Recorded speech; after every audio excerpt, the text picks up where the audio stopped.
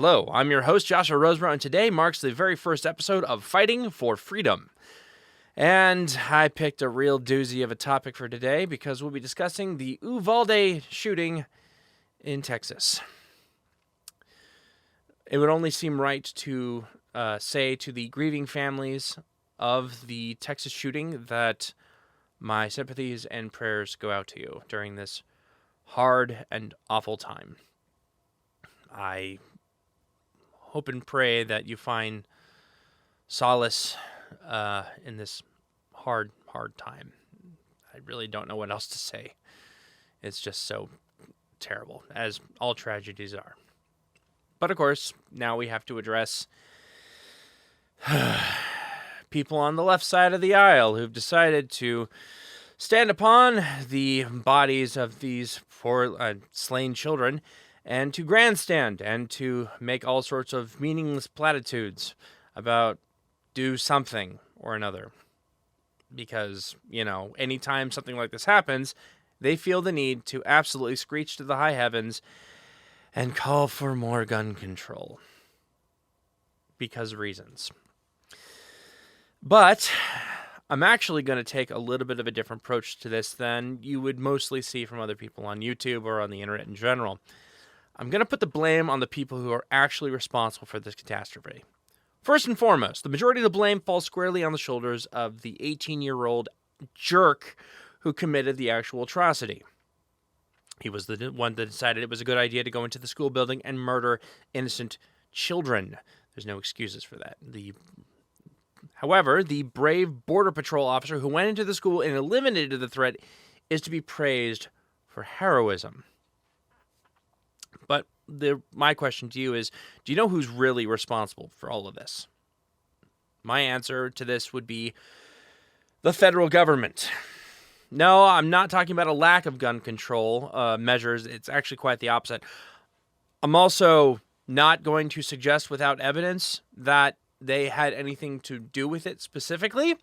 I don't have any substantial idea of how this particular 18-year-old individual, unemployed, living with his grandmother, was able to get his hands on a couple of very expensive rifles and a handgun. I don't know how that happened. I don't know how those weapons got into his hands. All I know is that it happened legally.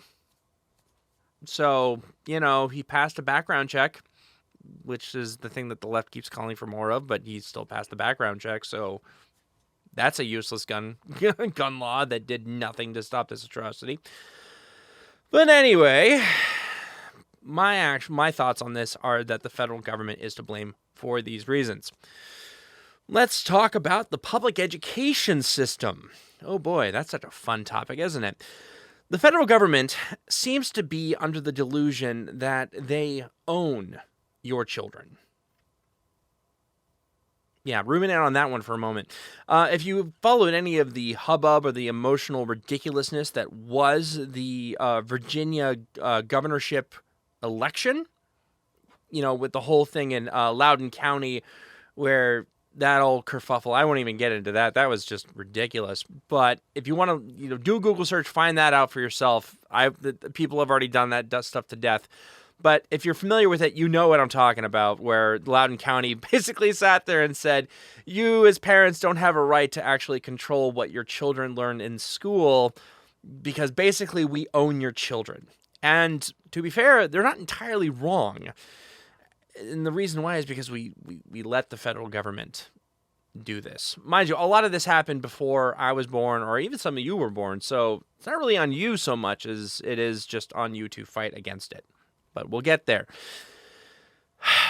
We all know that in school, you are required to be there approximately 180 days or like 1,200 hours. It varies from state to state. But effectively, you are trapped inside of this federal building 5 days a week for about 7 hours a day against your will. Because if you decide that you're like, well, I don't really want to go to school, there's a thing called truancy. And along with that comes like monetary fines. You could, your parents, if they're helping and abetting you, they can lose their driver's license. They can be put into prison for 6 months.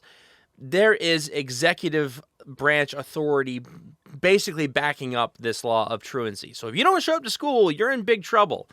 Unless, of course, you live in, like, I don't know, some, like a blue state where you can, like, miss 160 some odd days of school and still pass, which that's a real story that I read like a month or so ago. That's just ridiculous. And anyway, if you're a law-abiding citizen, then you have to be inside of this building for a majority of the year. You don't have an option. You don't have choice. You don't have rights. And that's something I've come to learn basically about children in these federally controlled schools. You don't have rights. You basically don't have them. Mind you, if someone violates you, well, even in Loudoun County, if someone violated, they try to cover that up and make it so the parents didn't know. So yeah, really, you really don't have rights because the government basically owns you because reasons. So yeah. But the question is, why do these school shootings keep happening? Well, let's actually take a look at this because this is a less than fun statistic. And I can just pull it up on the computer here. Yes, from crimeresearch.org, they've actually compiled a lot of stuff, and they effectively say that mass public shootings keep occurring in gun-free zones because 94% of the attacks occur in gun-free zones, and this is data that's been collected since 1950.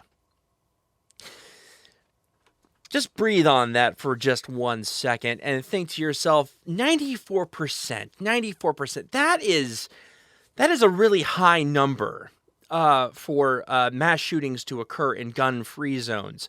And to anyone out there that has a functioning prefrontal cortex, you might think to yourself, maybe gun-free zones are the problem. You would be right. To other people out there who are calling for more gun control, they seem to believe that we need to eliminate all of the zones where guns can exist because you can legislate yourself into morality, which is just ridiculous. So yeah, this and the guys over at letterandcrowder.com actually have constantly, pushed this particular study, and this thing goes on and on and on and on for a long time, going through all of the different things. But the important part of this is 94% of mass shootings occur within gun-free zones. So the question is, what does that have to do with anything? Well, there was a little bill back in 1990 called the Gun-Free School Zones Act that was pushed by the Senate Democrat Herb Kohl, and it's this little abomination of a of a piece of legislation that led to basically schools becoming gun-free zones. But hold on a second. Are you telling me that you want people to have guns at schools? That's ridiculous. Well, there happen to be a lot of examples from people who have living memory of, shotguns in the back of their truck in the school parking lot, and they seem to be doing just fine.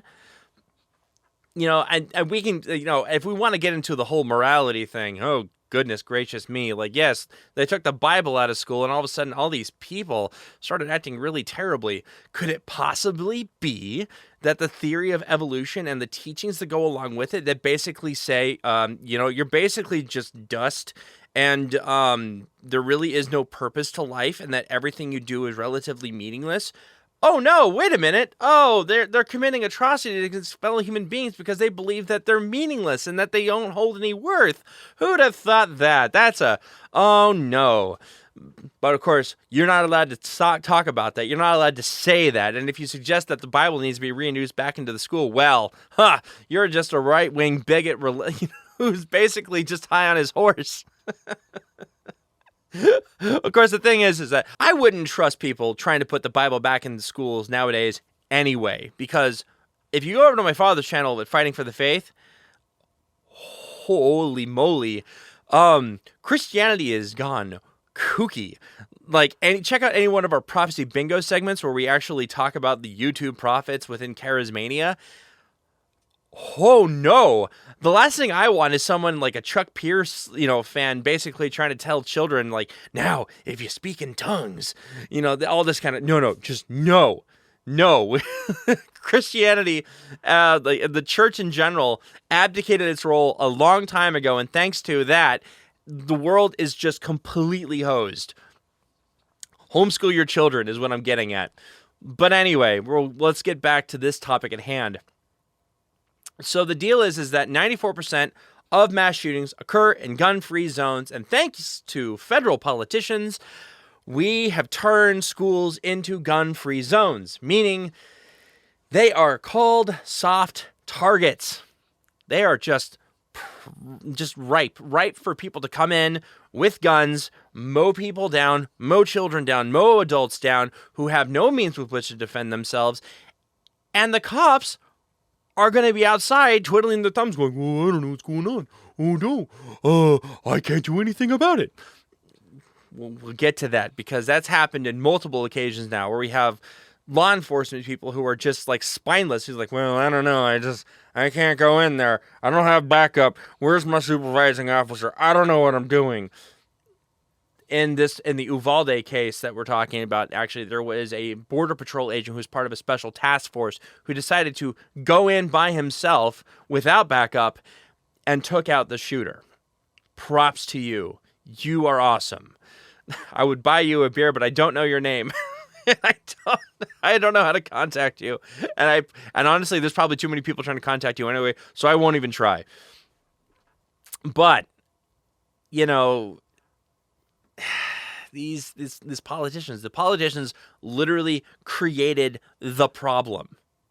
They're the ones that turn schools into gun-free zones, and therefore turn them into shooting galleries. But remember, the leftists don't want to admit that the fault's with them, or maybe the fault's with the government. Oh, no, you're the problem.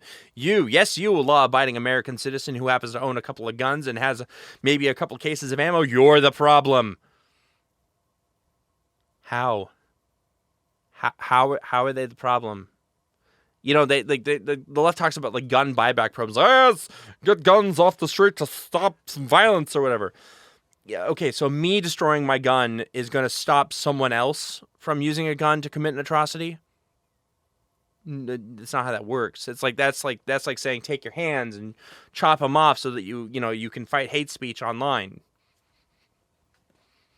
Have you become a eunuch in order to stop rape? It's ridiculous. It's so stupid because, again, the thing that stops a bad guy with a gun is a good guy with a gun, as seen in multiple school shooting scenarios.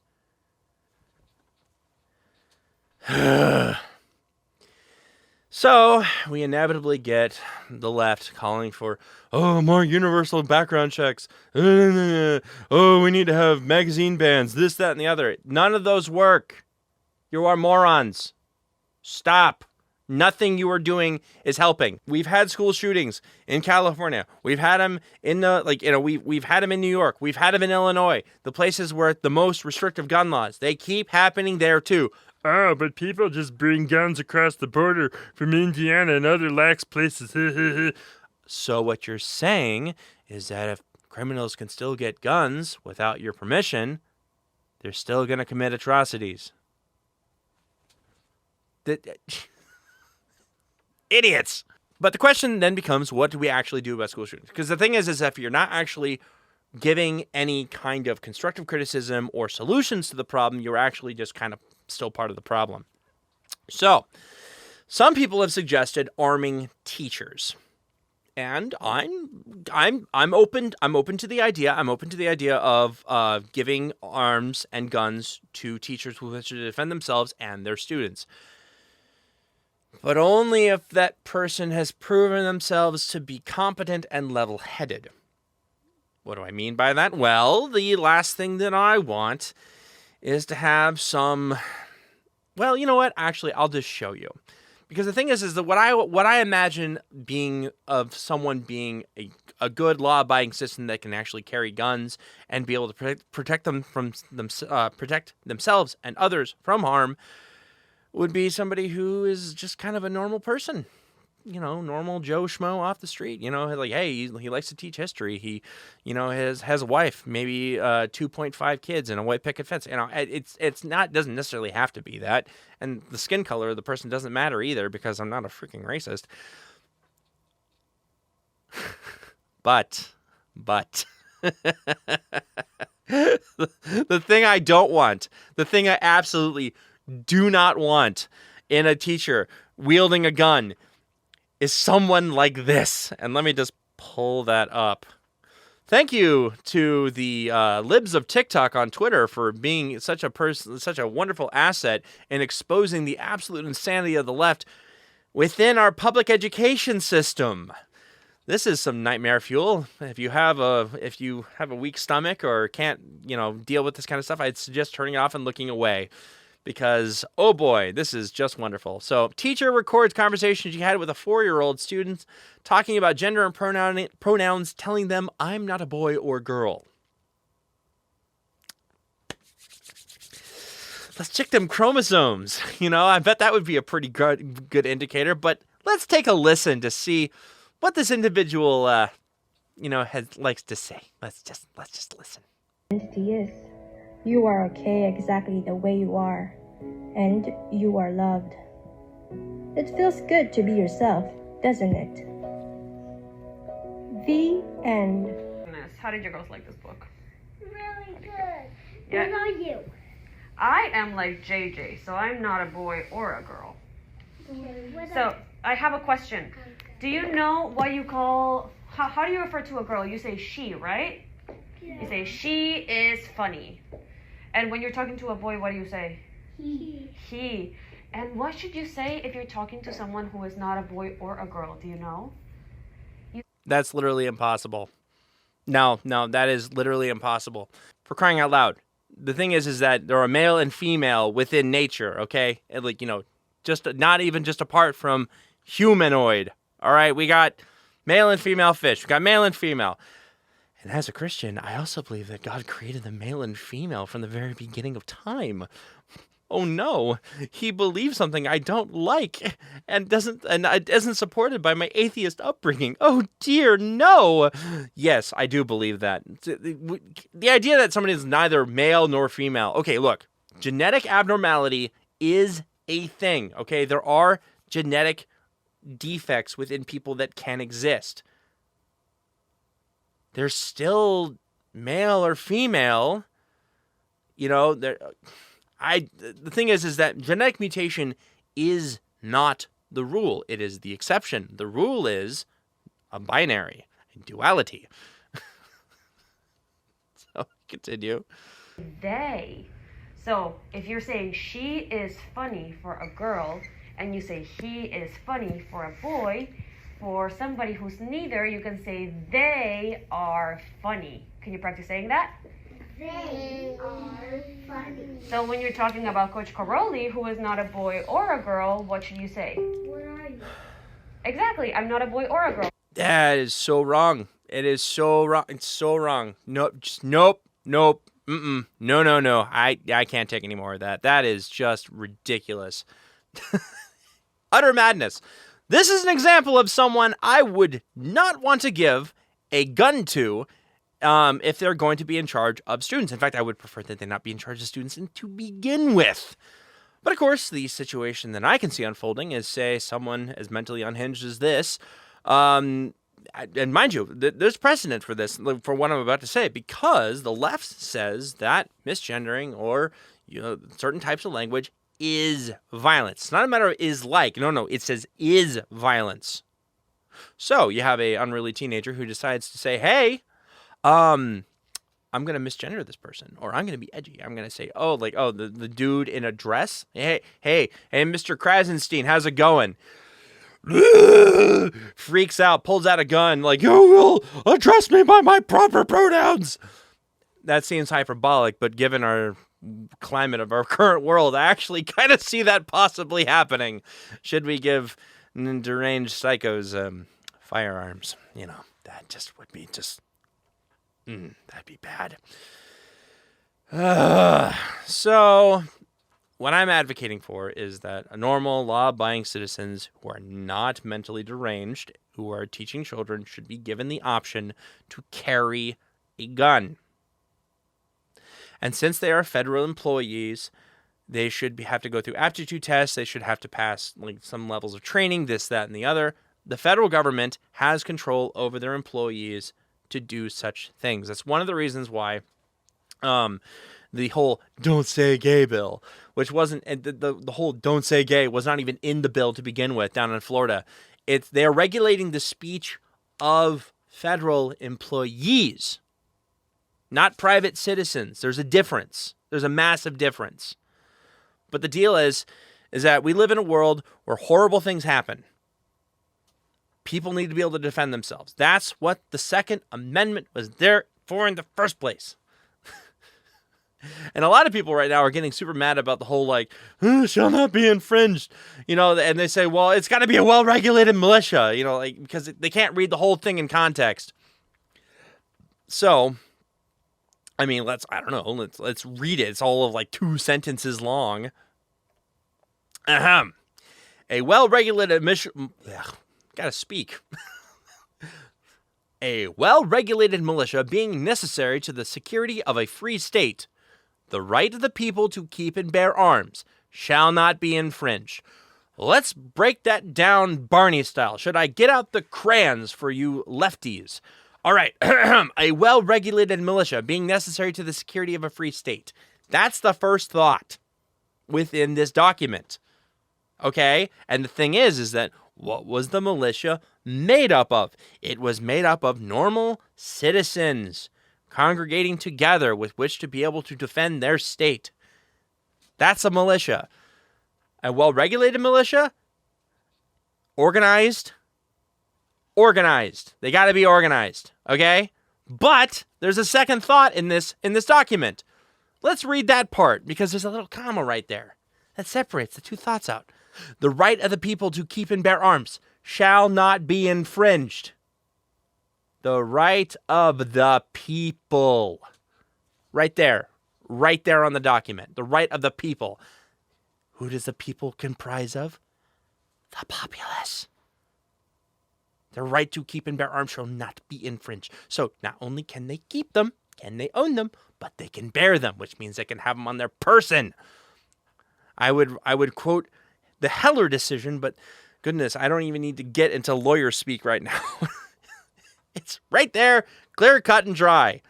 No need to debate this. This is so stupid. Who needs to debate that? Anyway. So what we've seen is that the school system is run by sociopaths, controlled by the federal government that is completely incapable of protecting the very children that they themselves legislated into being put in charge of and taking care of. Do you see where the problem lies? Do you see that? The federal government decided, we're in charge of your children. Now we're going to put them in a murder box. We're not going to defend the murder box from people who would wish to do them harm, and then we'll blame you. That's the formula. That's the whole formula. It's just absolute madness. So, on top of that, we also had the whole thing with teachers nowadays trying to groom children. Goodness gracious me, what have we come to? This is ridiculous. And, so that's screwed. What's even worse, there are people out there who say, oh, yes, the school to prison pipeline, this everything in school is so bad and you're just prepping people for prison. I object to that. I object to that so heartily because the deal is it's so much worse than that. It is not the school to prison pipeline. It's the prison to prison pipeline. Look at there's entire games online that you can play where it's like, I don't know, is this a school or is this a prison? And it's a really hard game to win. Because goodness gracious me, the likeness between the two of them is so similar. Is it any wonder that, schools form cliques? Kind of like gangs within prisons? You treat them like prisoners, what do you expect them to act like? And goodness me, and the kids who actually try to think for themselves, who actually try to reject some of the leftist programming, you know what they do to those people? They inject them with drugs, psychotropic drugs, and then they punish them, and they wonder to themselves, why did this kid go crazy? Why did he hate life and go and shoot up the school? Oh, wait.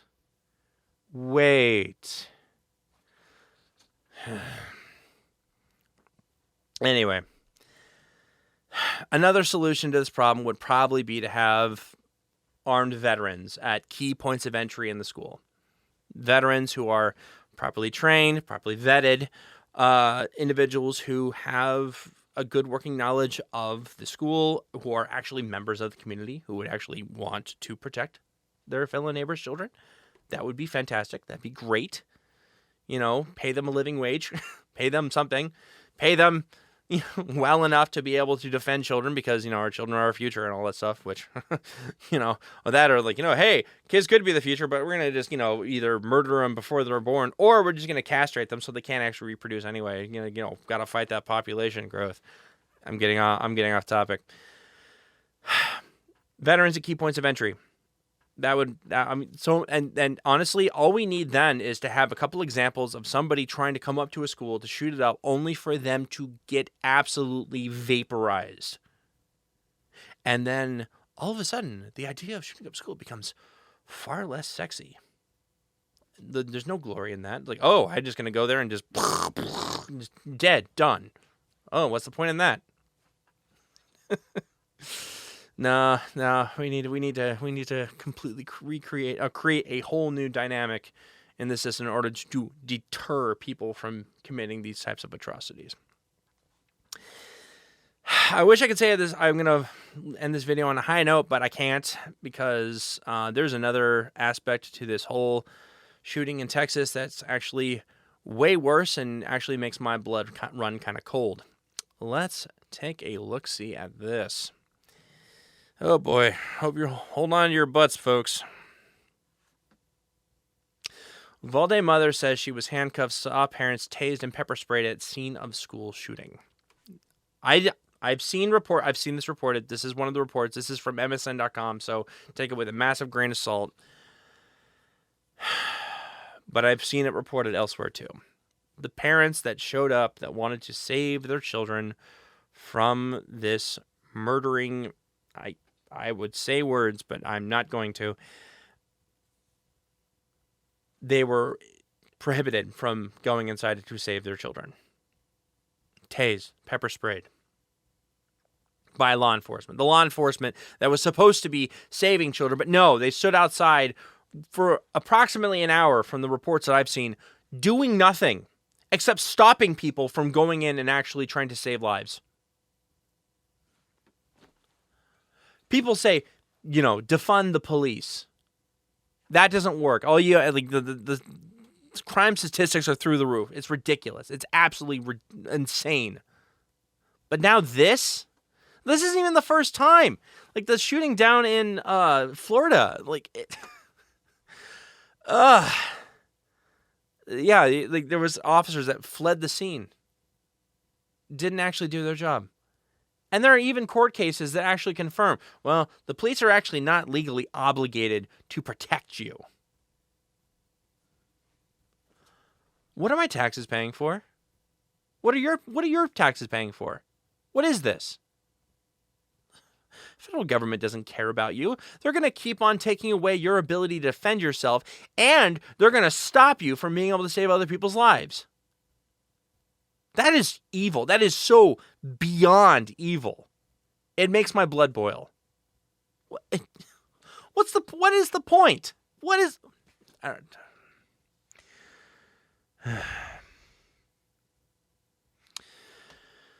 Yeah, that's what the reporting is. The officer is supposed to save the children from this killer. Did nothing. Except for one guy. One guy who actually had the balls to go in and take care of business. And he nearly lost his life doing so. We live in a time of cowards. Spineless cowards. So I implore you, don't be a coward. Arm up. As your Second Amendment right lays out for you. Arm yourself. Train. Learn how to better defend those around you, because the times, they are getting bad. But the cool thing is I actually can end this video on a little bit of a high note, is that if you're a Christian, who believes that Christ is going to return and that we will actually have the final day of judgment,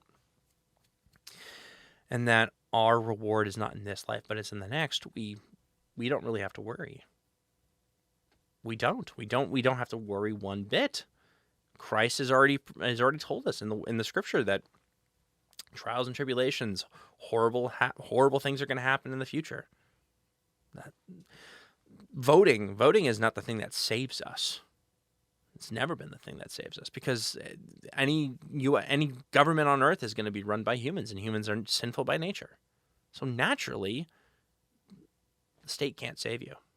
Only Christ can save you. So bear that in mind when you think about these things. Christ is still king. The person that committed this atrocity is with us no longer, and is being judged by Christ. And the fight for freedom is not an easy one. It's a lifelong endeavor. So fight well, fight hard, fight true. Roseboro out.